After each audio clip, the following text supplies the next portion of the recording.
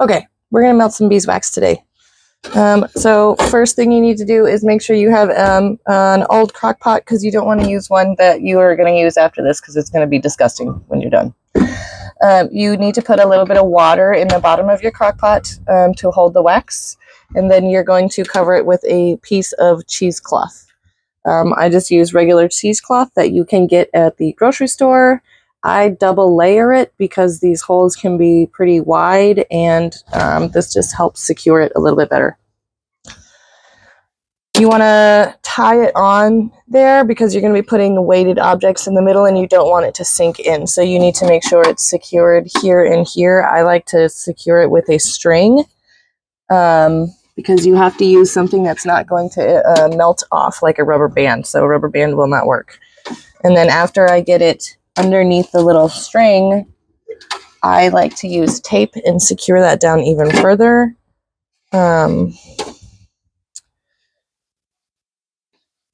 So I'm going to go find some tape real quick. I just found some clear packing tape, so that should work. This is, like I said, you don't really care about this crock pot when you're done. So you just want to secure the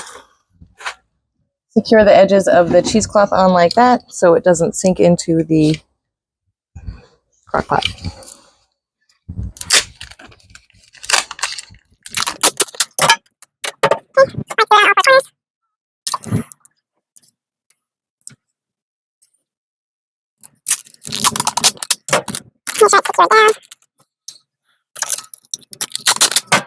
Okay, you're going to turn your crock pot on to the low setting.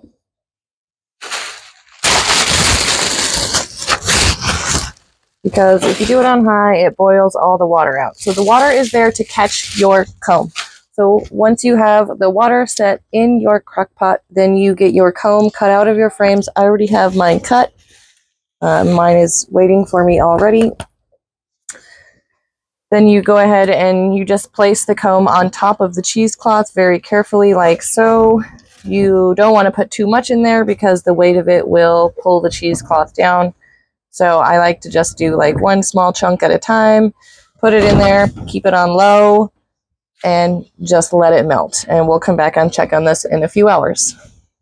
So it's been a couple of hours. It's actually been about 24 hours. We melted down a whole box full of comb, and we then turned the crock pot off to let it cool. And we're now going to get the wax out of here. So once you let your crock pot cool, you're going to, your cheesecloth is going to look something like this. It's going to be dirty and gross, and if you've had any dirty comb that doesn't melt, it's just going to, this is what it's going to look like. So you just want to discard this.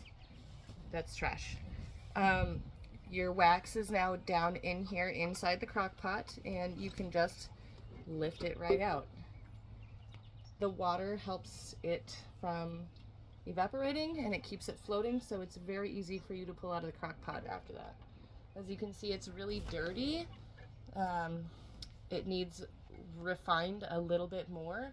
So what we're gonna do is we're gonna get the crock pot set up again for like a new batch. So you have a clean piece of cheesecloth that you're going to put over the top of that, just like before. You're going to dump any water that's in here out and replace it with fresh. And you're going to go through the exact same steps that you did before to melt the comb. The only difference is you're going to set this on top of your cheesecloth and let it melt down through instead of the comb. That will catch any of the dirt that didn't get caught the first time, and it's going to refine it down into a beautiful golden, nice piece of usable, clean wax. So we're going to do that, get that done, and then we'll come back in a few hours and check on it again.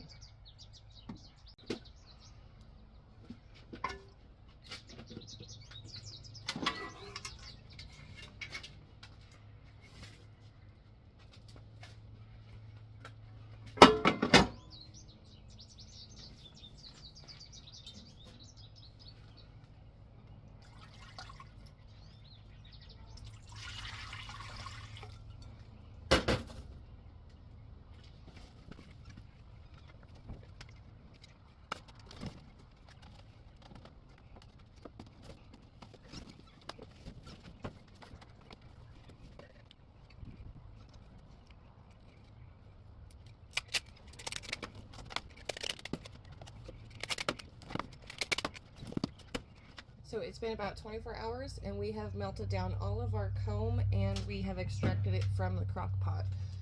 So you have done a double. That was awesome. That was the lid. It just shattered.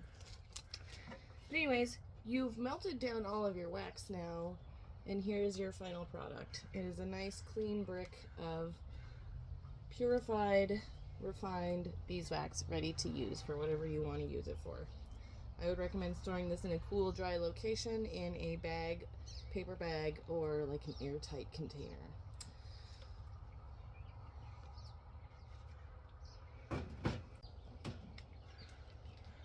And that's it. And that's how you melt down honeycomb and make beeswax. So I hope this video helped.